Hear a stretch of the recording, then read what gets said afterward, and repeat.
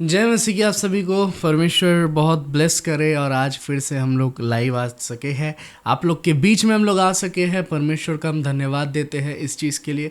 परमेश्वर ने ये मौका करके दिया है कि हम आपके बीच में आके परमेश्वर का आराधना कर पा रहे हैं, परमेश्वर का महिमा स्तुति प्रशंसा कर पा रहे हैं। आइए हम लोग एक गाना गाते हैं और परमेश्वर का महिमा करते हैं, क्योंकि वो खुदा हमें दास नहीं कहा लेकिन हमें दोस्त कह रहा है कि तुम मेरा दोस्त हो। तो आइए हम लोग परमेश्वर का आराधना करें।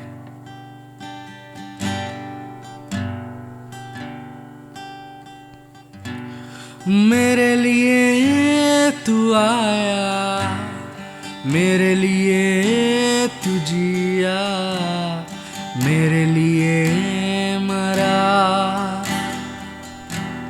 जी उठा।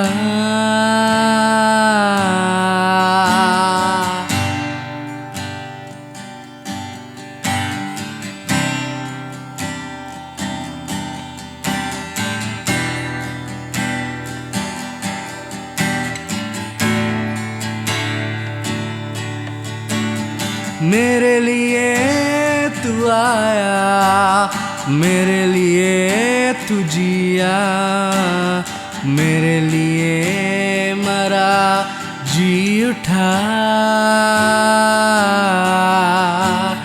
मेरे लिए तू आया, मेरे लिए तू जिया, मेरे लिए मरा, जी उठा। दोस्त है तू मेरा, दोस्त है तू मेरा, दोस्त है तू मेरा यीशु। प्यार है तू मेरा, प्यार है तू मेरा, प्यार है तू मेरा यीशु। दोस्त है तू मेरा, दोस्त है तू मेरा, दोस्त है तू मेरा यीशु। यार है तू मेरा, प्यार है तू मेरा, प्यार है तू मेरा यीशु।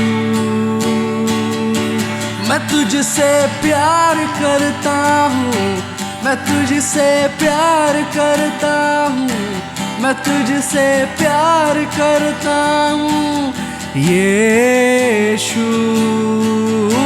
मैं तुझसे यारी रखता हूँ, मैं तुझसे यारी रखता हूँ, मैं तुझसे यारी रखता हूँ यीशु।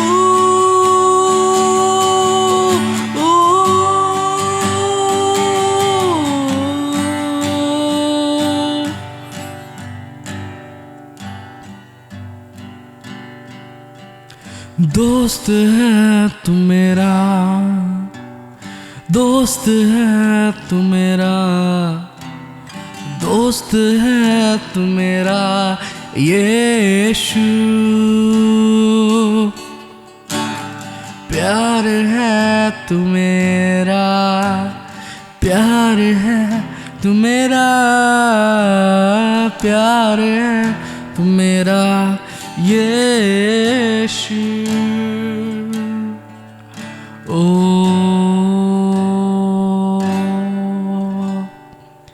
यस परमेश्वर, जब हमें प्यार कहीं से नहीं मिलता है फिर भी हम ये चीज़ याद रखते, ये चीज़ जानते कि तू हमारा प्यार है, तू हमारा पहला प्यार है। आज भी बहुत कोई प्यार के तलाश में है, लेकिन यीशु मसीह तू सच्चा प्यार है प्रभु जी। इसके लिए हम धन्यवाद देते हैं। तूने हमसे अगापे लव किया, इसके लिए हम धन्यवाद देते हैं। आज के इस लाइव सेशन को तू तेरा लहू से ढाकना, ताकि जितना कोई भी सुन रहे हैं वो लोग ब्लेस्ड हो सके, तेरा आत्मा उन्हें छू सके और उनका ज़िंदगी कंप्लीट रूप से चेंज हो सके, बदल सके। तो दया कर। हम धन्यवाद देते हैं हर एक चीज़ों के लिए। यीशु मसीह के नाम से हम ये प्रार्थना मांगते हैं, आमीन। यस, परमेश्वर आप सबको बहुत आशीष करे, बहुत ब्लेस करे। और जब आज का लाइव सेशन हम लोग आए हैं इस जगह पे प्रार्थना करने के लिए, आराधना करने के लिए, हमें विश्वास है कि परमेश्वर बहुत ही ज़्यादा सामर्थ्य से आप लोगों को भरने जा रहा है। आज का जो टॉपिक भी है वो है सक्सेसफुल मैरिड लाइफ के ऊपर में। आप लोग जो लोग एवरीडे जुड़ते हैं, आप लोग को पता है कि हम लोग एक सीरीज कर रहे हैं जिसका नाम है सक्सेसफुल मैरिड लाइफ, और आज है पार्ट 3 इस सीरीज का। सक्सेसफुल मैरिड लाइफ का पार्ट 3 है आज, और पार्ट 3 में हम लोग बहुत सारा नया नया चीज़ आज सीखने वाले हैं। तो तैयार हो जाइए, अपना अपना मनों को बना लीजिए। और मेरे यही प्रार्थना है कि परमेश्वर आज का मैरिड के ऊपर में जो आखिरी दिन है, ये बहुत ही आशीष का कारण होगा आप लोग के लिए। सिर्फ आप लोग के लिए नहीं, जो लोग सोच रहे हैं शादी करने वाले हैं वो लोग के लिए भी, और जो लोग मैरिड है वो लोग के लिए भी बहुत बड़ा आशीष होगा। सो पहले हम लोग आते हैं उन लोगों के पास जो लोग ऑलरेडी शादीशुदा है। आप लोग के लिए ये चीज़ है, और इनफैक्ट जो लोग शादी करने वाले हैं वो लोग के लिए भी ये चीज़ शादी के बाद बहुत ज़्यादा इफेक्टिव होगा, जो अभी मैं बताऊँगा। हमने ऑलरेडी पॉइंट्स आप लोगों को बता दिया है। फर्स्ट डे में हमने 4 पॉइंट्स पे डिस्कस किया, सेकेंड डे में हमने और 4 पॉइंट्स पे डिस्कस किया, और आज थर्ड डे है, आज और 4 से 5 पॉइंट पे डिस्कस होगा आप लोग के साथ। पहला पॉइंट वाइफ्स के लिए है, लेडीज़ जो लोग हैं घर का, वो लोग के लिए फर्स्ट पॉइंट ये है, अपने जीवन से टीवी सीरियल को हटाए। अगर आपके जीवन में टीवी सीरियल है तो उसे हटाए। क्यों मैं ये चीज़ बोल रहा हूँ? रिसर्च से पाया गया है कि जो घर का महिला लोग टीवी सीरियल्स देखती है, ज़्यादातर उनमें से बहुत कोई ऐसा है जो लोग हमेशा डिप्रेशन में रहता है। डिप्रेशन का आत्मा उन्हें सताता है, डिप्रेशन का आत्मा से वो लोग भरा हुआ रहता है। और टीवी सीरियल में जिस तरीक़ा से दिखाया जाता है कि अरे सास और बहू में कभी भी मेल मिलाप नहीं हो सकता है, ऐसा होता है वैसा होता है, ये सब चीज़ माइंड में घुस जाता है। और टीवी सीरियल बहुत ही डेंजरस तरीक़ा से डे टू डे लाइफ को बहुत डेंजरस तरीक़े से इम्पैक्ट करता है, बहुत डेंजरस तरीक़े से इफ़ेक्ट करता है उसको। सो इस चीज़ को पहले हटाए अपना जीवन से। अगर आप एवरीडे आपका एक फिक्स टाइम है कि इसी टाइम में मुझे वो सीरियल देखना है, चाहे जो कुछ हो जाए, जो भी बाधा आ जाए, मुझे जैसा तैसा करके वो टाइम में सीरियल देखना है, वो सीरियल का टाइम को हटाए, उसको हटा के उस टाइम को प्रार्थना का टाइम बनाएं। अगर आप नहीं देखते हो तो आप ब्लेस्ड हो, आप धन्य हो। परमेश्वर आपको ब्लेस करेगा, परमेश्वर आपको आशीष करेगा। Point number 2, spend more time with each other, जिसका मतलब है एक दूसरे के साथ ज़्यादा से ज़्यादा समय बिताए। ऐसा बहुत सारा कपल्स है, ऐसा बहुत सारा मैरिड कपल्स है स्पेशली, जो लोग शादीशुदा है लेकिन एक दूसरे को टाइम नहीं दे पाते सही से, एक दूसरे को सही तरीक़े से जानते नहीं, समय नहीं दे पाते। समय देना आपका लाइफ में पैसा देने से भी ज़्यादा इम्पॉर्टेंट है, ठीक है।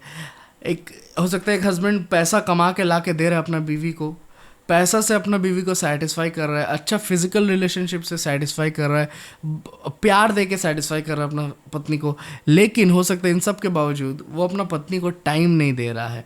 वो काम में बिजी है, सुबह को निकल जाता है, रात को घुसता है, और सिर्फ रात को सोने का टाइम पत्नी का साथ टाइम स्पेंड करता है। एक कॉल भी नहीं आता, कुछ भी नहीं होता है, टाइम स्पेंड नहीं कर पाता है अपना पत्नी के साथ।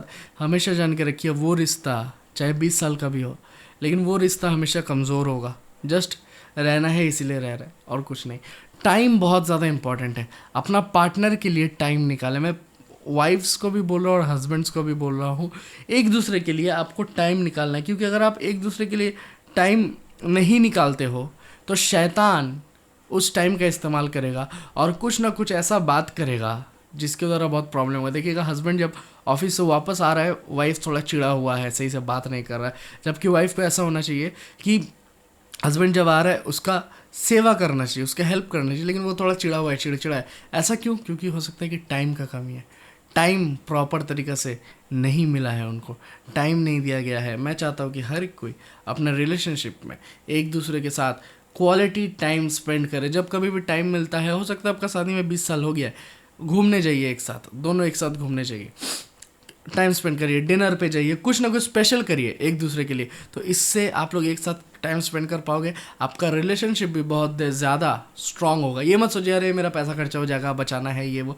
ऑफकोर्स पैसा बचाना है, मेरा टॉपिक में ये भी है, लेकिन क्वालिटी टाइम आप लोग को स्पेंड करना बहुत ज़्यादा ज़रूरी है।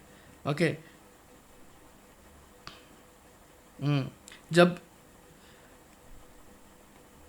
और और इनफैक्ट जब काम के बाद भी टाइम स्पेंड करना बहुत ज़्यादा ज़रूरी है। सोचिए ये वाइफ के लिए है, अगर आपका हस्बैंड ऑफिस से आ रहा है, जब वो ऑफिस से आ रहा है उसको वेल ट्रीट करे, अच्छा तरीके से ट्रीट करे जब वो वापस घर में आ रहा है काम वाम करके, क्योंकि वो ऑलरेडी थका हुआ है और उसका माइंड में ऑलरेडी प्रेशर है। आप एक्स्ट्रा प्रेशर उसे मत दीजिए, क्योंकि 8 घंटा 10 घंटा काम के बाद एक हस्बैंड जो है वो पीस ढूंढता है, शांति ढूंढता है कि उसे शांति कहाँ मिलेगा। और वो जानता है कि अरे मेरा घर एक ऐसा जगह है जहाँ जाके मैं आराम करूँगा, मुझे शांति मिलेगा, मेरा वाइफ भी उस जगह पे है, वो मुझे हेल्प करेगी क्योंकि आप हेल्पर हो।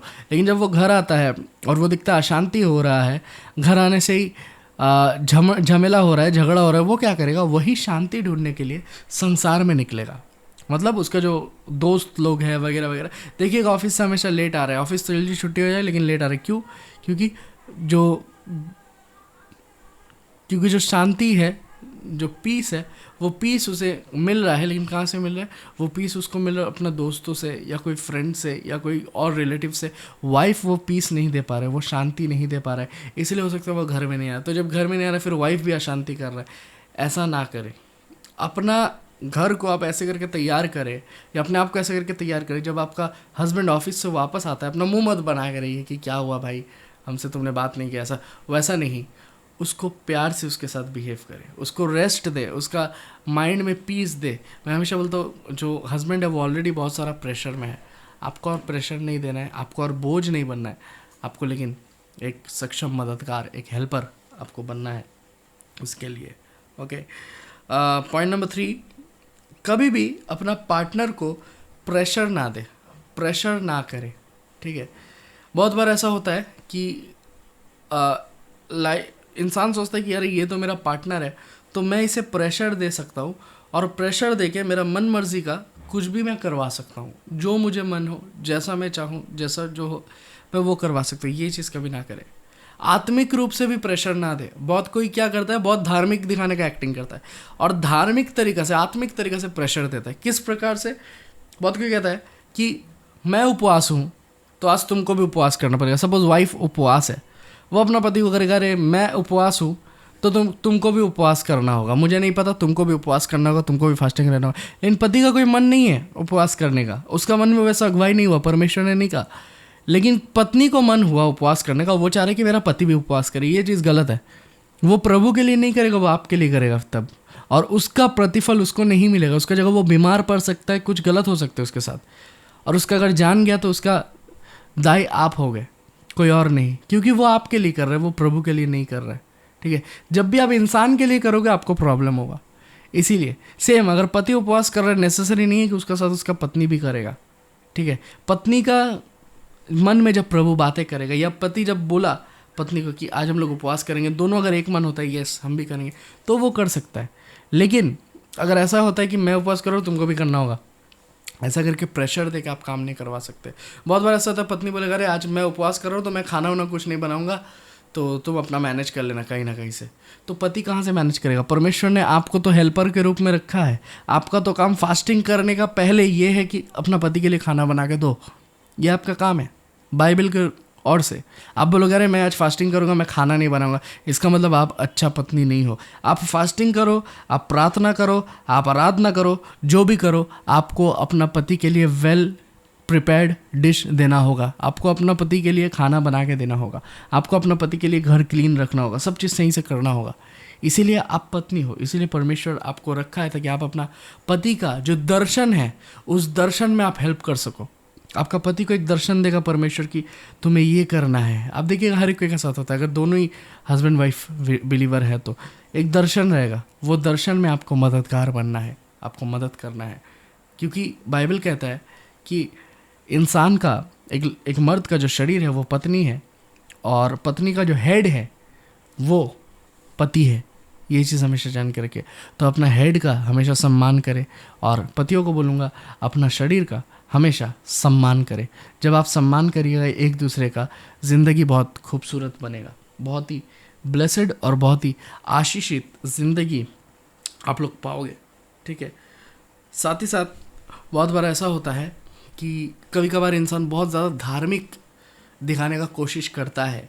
आपस में भी देखिए, आप दुनिया के लिए बहुत अच्छा धार्मिक इंसान बन सकते हो, लेकिन घर में अपना पति के लिए, अपना पत्नी के लिए एक अच्छा रिलेशनशिप उसके साथ ज़रूरत है। आप आत्मिक हो, आप धार्मिक हो, बहुत अच्छा बात है, लेकिन ओवर स्पिरिचुअल, बहुत बार हम लोग बोलते हैं ना, ओवर स्पिरिचुअल बन रहा है ये लड़का या ये लड़की। इसका मतलब क्या, बहुत सारा चीज़ों को वो लोग अजीब तरीके से कर रहे हैं, जिस तरीके से परमेश्वर ने नहीं बोला है, जिस तरीके से परमेश्वर ने आज्ञा नहीं दिया है। और क्योंकि पति कर रहा है, बोला पत्नी को भी करना पड़ेगा, नहीं, ये गलत है। क्योंकि पत्नी कर रहा है तो बोल रहा पति को भी करना पड़ेगा, नहीं, ये चीज़ गलत है। आप जानते हो कि आपको क्या करना है, और आपका कोई भी चीज़ का वजह से आपका पति को डिस्टर्ब ना हो, और पति का कोई भी चीज़ का वजह से पत्नी को डिस्टर्ब ना हो सकता है आप इतना प्रेशर देते हो अपना पत्नी को, या अपना पति को, या अपना पार्टनर को इतना प्रेशर देते हो सकता है एक दिन वो लोग भटक जाए, और भटक जाने का रीज़न आप बन जाओगे। आप बोलोगे अरे मेरा पति भटक गया, वो सही नहीं था। आप बोलोगे मेरा पत्नी भटक गया, वो प्रभु का ओर से नहीं था। नहीं, सब प्रभु का ओर से था, सब सही था, लेकिन आपका बिहेवियर सही नहीं था। आपका चाल चलन, आपका व्यवहार, जो स्ट्रिक्टनेस आपने दिखाया, जो स्ट्रिक्टनेस दुनिया को दिखाना चाहिए था, वो स्ट्रिक्टनेस आपने अपना पति को दिखा दिया, अपना पत्नी को दिखा दिया, जिस वजह से आज वो लोग प्रभु में नहीं है। बहुत कोई भटक गया है इसलिए, क्योंकि प्रभु ने फ्रीडम दिया है, लेकिन इंसान लोग बंधन देता है। ठीक है, प्रभु ने बोल दिया है कि आज़ादी है, मुझ में आज़ादी है। जिसने पुत्र को जान लिया है, प्रभु यीशु मसीह को जान लिया, प्रभु यीशु मसीह में वो लोग आज़ाद है। लेकिन इंसान ज़्यादा बंधन लगाता है कि ऐसा करना होगा, ऐसा करना होगा। आप अगर 1000 तो रूल बनाओगे, आप हज़ारों इंसान तक नहीं पहुंच सकोगे। मैं हमेशा ये चीज़ फॉलो करता हूँ कि अगर मैं हज़ारों रूल रख दूँ तो मैं हज़ारों इंसान तक नहीं पहुँच पाऊँगा, क्योंकि बहुत सारे इंसान सिंपल है, उन्हें रूल पसंद नहीं है, वो लोग रूल से नहीं जा सकते। अगर आप हज़ारों रूल नहीं बनाओगे, हो सकता है 10 तो रूल बनाओगे और उसमें ही अटल रहोगे, उसमें अपना डिसिप्लिन बना के रखोगे, तब हो सकता है देखिए एक अच्छा लाइफ आप जी सकोगे, और एक फ्रीडम का लाइफ भी आप जी सकोगे। क्योंकि 1000 रूल जब आप बना लोगे, उस 1000 में से हो सकता है 900 रूल आप खुद ना फॉलो करो, या 950, 980, 970 रूल आप खुद फॉलो ना करो। ठीक है, क्योंकि एक इंसान के लिए पॉसिबल नहीं है ये चीज़ करना। तो इसीलिए परमेश्वर ने आज़ादी दिया है, परमेश्वर ने हमें स्वतंत्रता दिया है। पुराने नियम देखिए 400 रूल था, क्या 400 रूल फॉलो होता था? नहीं। और फॉलो करने का इस रेस में बहुत कोई अपना जान गंवाता था, बहुत कोई का जीवन खराब होता था। प्रभु यीशु मसीह जब आया, नया नियम में कह रहा है कि मैं तुम्हें 2 नियम देता हूँ, 2 आज्ञा देता हूँ, यही 2 आज्ञा को तुमको फॉलो करना होगा। क्या 2 आज्ञा? बोला कि तुम अपना प्रभु परमेश्वर को अपना तन मन धन से प्यार करो, प्रेम करो, और परमेश्वर का आज्ञा को मानो, परमेश्वर को प्रेम करो। और बोल रहा है दूसरा आज्ञा ये है कि तुम अपना प्रतिवेशी से या अपना पड़ोसी से उस प्रकार प्रेम रखो जिस प्रकार तुम चाहते हो कि वो तुमसे प्यार करे। मतलब अपना परमेश्वर से प्रेम करो, अपना पड़ोसी से प्रेम करो, ये 2 चीज़। अब परमेश्वर से प्रेम करना आसान है, पड़ोसी से प्रेम करना मुश्किल है। और हर एक मैरिड कपल्स के लिए पड़ोसी आपका वाइफ है, आपका हस्बैंड है, आपको प्रेम करना पड़ेगा।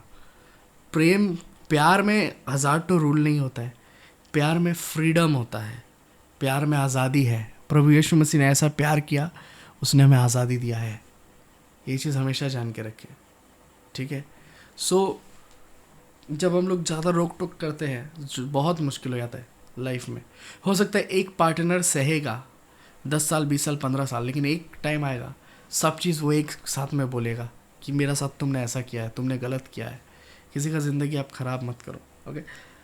5th पॉइंट जो कि सेविंग्स के ऊपर में, बहुत ही इंटरेस्टिंग, बहुत ही इंपॉर्टेंट पॉइंट है, जो कि मुझे भी अपना लाइफ में करने में बहुत मुश्किल हुआ, लेकिन जब आप कर लोगे आपका ज़िंदगी खूबसूरत होगा। सेविंग्स यानी फाइनेंशियल ब्लेसिंग। अगर आपको फाइनेंशियल ब्लेसिंग्स चाहिए तो कैसे करके मिलेगा? As a couple, as a husband and wife, आपका जो पेरेंट्स है या आपका जो आसपास में जो कोई नहीं समझेगा इस चीज़ को। आप लोग का दोनों का परिस्थिति हमेशा पता रहेगा।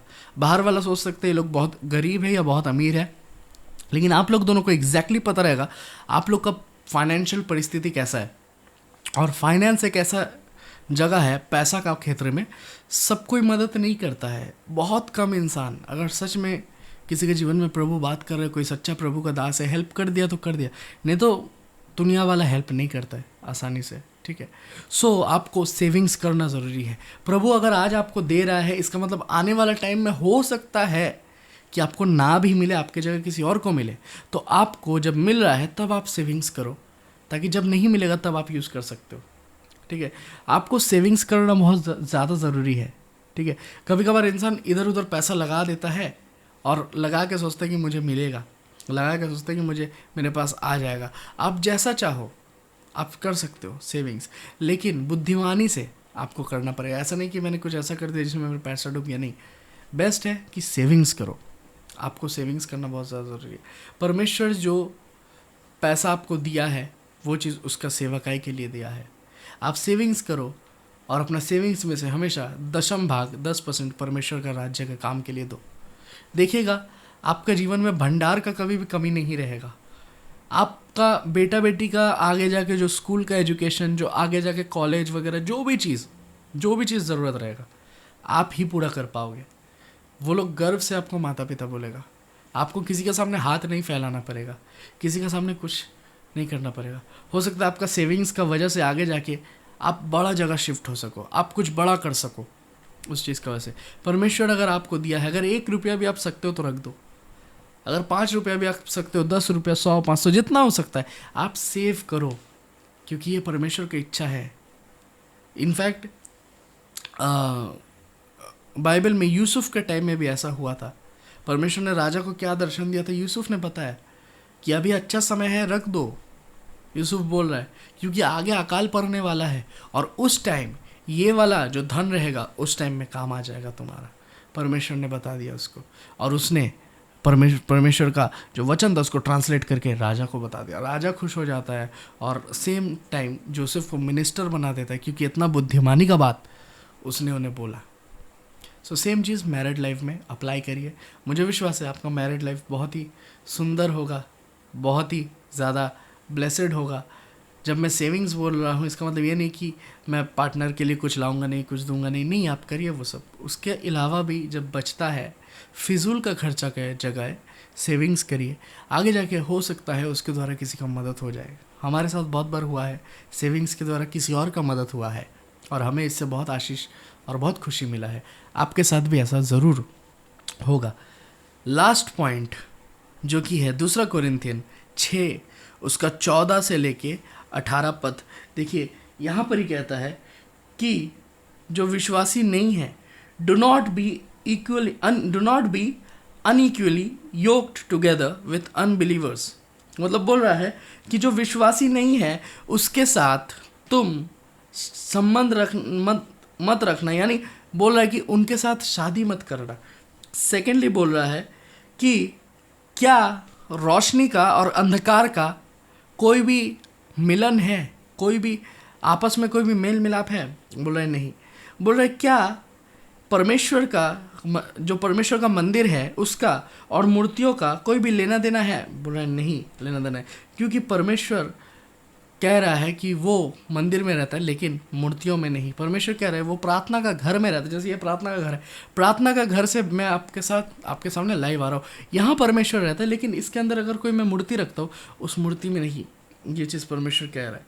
और सेम तरीके से परमेश्वर कह रहा है कि जैसे इन सब चीज़ का कोई भी तालमेल नहीं है, सेम तरीके से एक विश्वासी और एक अन्य विश्वासी का कभी भी तालमेल नहीं खा सकता। हो सकता है आपका कोई दोस्त है, आपने उसको विश्वासी बनाया, वो प्रभु में आया, ठीक है, नो प्रॉब्लम। लेकिन एक चीज़ जान के रखिए, आदम के लिए परमेश्वर हवा को तैयार किया था, प्रिपेयर किया था। बहुत कोई बोलता है ना कि अरे ये तो विश्वासी नहीं है, शादी हो जाएगा उसके बाद विश्वास करने लग जाएगा। ऐसा ज़िंदगी में नहीं होगा। मेरा नॉलेज में आज तक ऐसा ज़िंदगी में नहीं हुआ है। आपका ज़िंदगी नरक बन जाएगा क्योंकि उसका जीवन में अभिशाप है, आपका जीवन में अभिषेक है। मत सोचिए कि आप पानी में उतरोगे और पानी में चल भी लोगे और आप डूबोगे नहीं। गारंटी आप डूबोगे।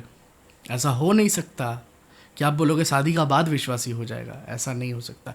वो अगर आपसे सच्चा प्यार करता है वो पहला होगा, ठीक है।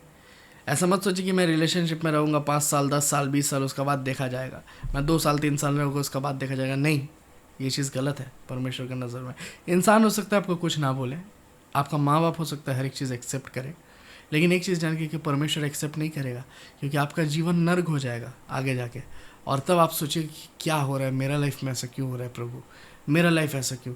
क्योंकि आपने परमेश्वर का मर्ज़ी और परमेश्वर की इच्छा को ज़िंदगी में आपने नहीं जाना कि परमेश्वर का इच्छा क्या है।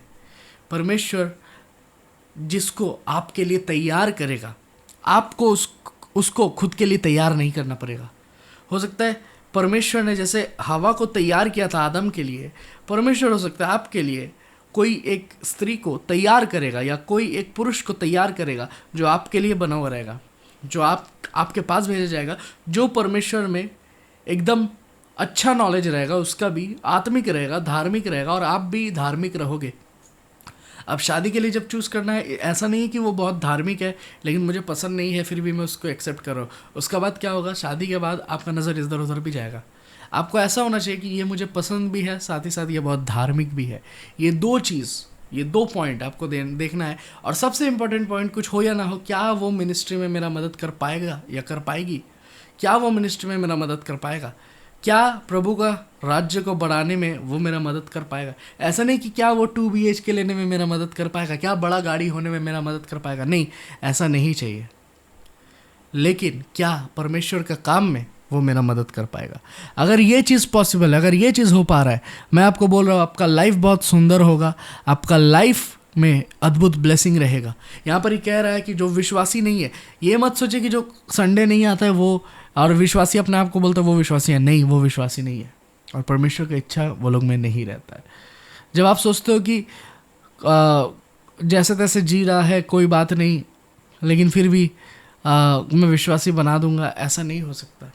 मैं आपको बोलना चाहता हूँ कि बाइबल साफ तौर से कह रहा है, एक सक्सेसफुल मैरिड लाइफ, जिस टॉपिक में मैं आपको बोल रहा हूँ, एक सक्सेसफुल मैरिड लाइफ अगर आपको चाहिए, आपको सच में परमेश्वर के सामने झुकना होगा और परमेश्वर को बोलना होगा कि परमेश्वर, मेरा मैरिड लाइफ मैं तेरे हाथ में देता हूँ। अगर आप शादीशुदा नहीं हो तो जल्दबाजी करने का कोई ज़रूरत नहीं है। प्रभु के पास आइए, प्रभु के पास झुकिए और बोलिए, प्रभु मेरे लिए जो सही है वो तू दे, जो मेरे लिए सही है तो अपना समय अनुसार मुझे देगा। आपको ढूंढना नहीं होगा, परमेश्वर ढूंढ के ला के देगा। बहुत को बोलता है, अरे बचपन से हम जानते हैं, इतना पहले से हम जानते हैं, हम लोग का तो प्यार है ये वो। नहीं मेरा भाई, मेरा बहन, परमेश्वर ढूंढ के देगा। हो सकता है आप जानते भी नहीं थे, पहचानते भी नहीं थे, लेकिन परमेश्वर ढूंढ के देगा। डिवाइन कनेक्शन किसको बोलता है? डिवाइन कनेक्शन कि आप एक दूसरे को जानते भी नहीं थे, फिर भी जब आपने देखा आप समझ गए ये तो मेरे लिए ही था।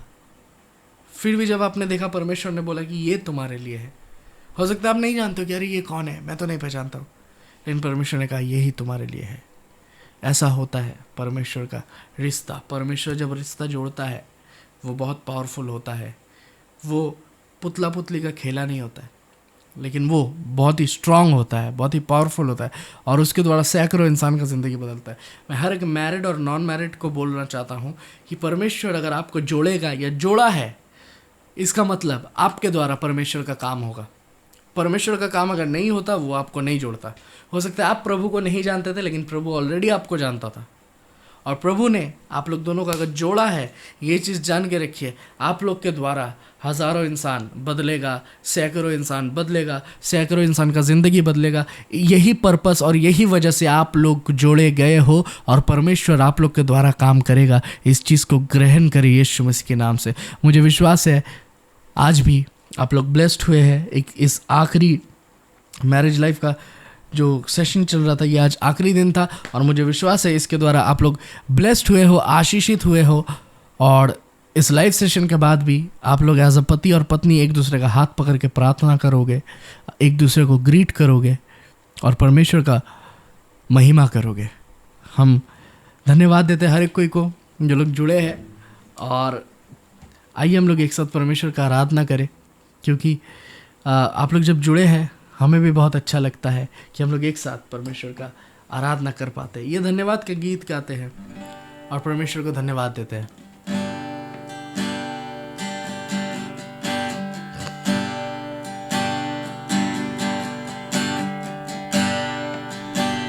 कमान अपना अपना मुंह को खोले और मुंह खोल के प्रार्थना करे, जितना भी कोई सुन रहे हैं। शुक्रिया शुक्रिया शुक्रिया तेरा, शुक्रिया शुक्रिया शुक्रिया यीशु तेरा क्या दे सकता हूँ मैं, क्या ला सकता हूँ, कहता तुझे बस शुक्रिया। वो क्या दे सकता हूँ मैं, क्या ला सकता हूँ, कहता तुझे बस शुक्रिया शुक्रिया शुक्रिया शुक्रिया तेरा शुक्रिया शुक्रिया शुक्रिया यीशु तेरा। सारी दुनिया तेरी है, सब कुछ तूने रचाया है। सारी दुनिया तेरी है,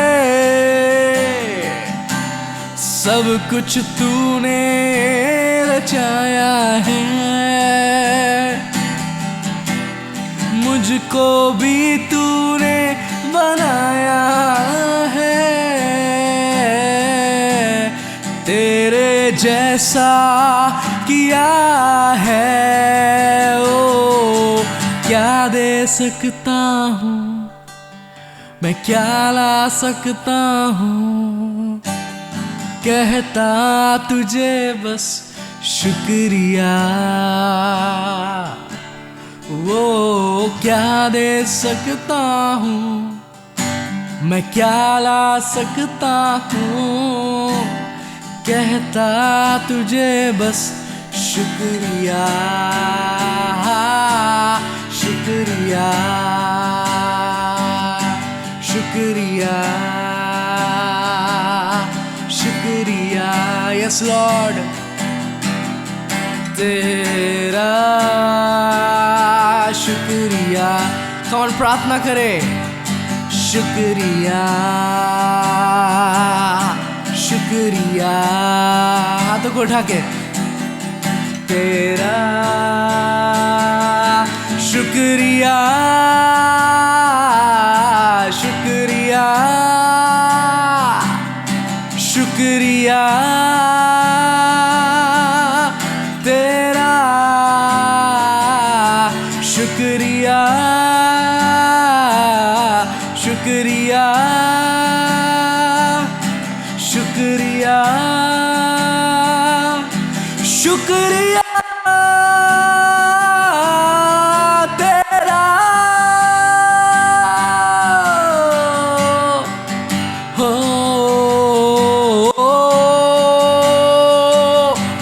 तेरा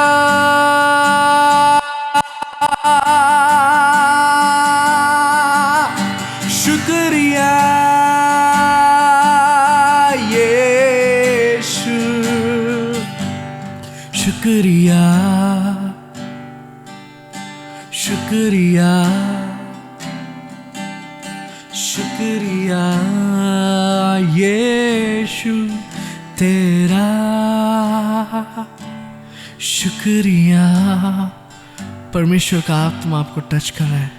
शुक्रिया प्रभु आपको छू रहा है। शुक्रिया तेरा यीशु। परमेश्वर धन्यवाद देते तू छू ले, तेरा आत्मा टच करे, तेरा आत्मा छुए, तेरा पवित्र आत्मा अद्भुत रूप से कार्य करे। परमेश्वर धन्यवाद देते हर एक चीज़ों के लिए प्रभु जो तू छू रहा है, तू आशीष कर रहा है, तू ब्लेस कर रहा है। इस परमेश्वर हम धन्यवाद देते हर एक चीज़ों के लिए। यीशु मसीह के नाम से हम ये प्रार्थना मांगता है, आमीन। हम विश्वास है इस लाइव सेशन के द्वारा परमेश्वर ने आप सभी को बहुत ब्लेस किया है, बहुत आशीष किया है और आप लोग सबको का जीवन परमेश्वर बदलेगा। यीशु मसीह के नाम से परमेश्वर आपको ब्लेस करेगा। ये लाइव सेशन को रिकॉर्ड करने में बहुत टाइम लगता है, बहुत मेहनत लगता है, और सब सेटअप में भी बहुत टाइम लगता है, लेकिन हमें विश्वास है हमारा मेहनत व्यर्थ नहीं जाता है और इन सब के द्वारा आप लोग बहुत बहुत ब्लेसिंग पाते हो। सो हमें बहुत खुशी है, हमारा कलीसिया जीटीएन परिवार हमारे साथ है, इस लाइव में जुड़े हुए हैं आप लोग सभी को, इसके लिए आप लोग को भी धन्यवाद देते हैं। और सबको को जय मसीह की, परमेश्वर बहुत ब्लेस करे। गुड नाइट सबको को, जय मसीह की।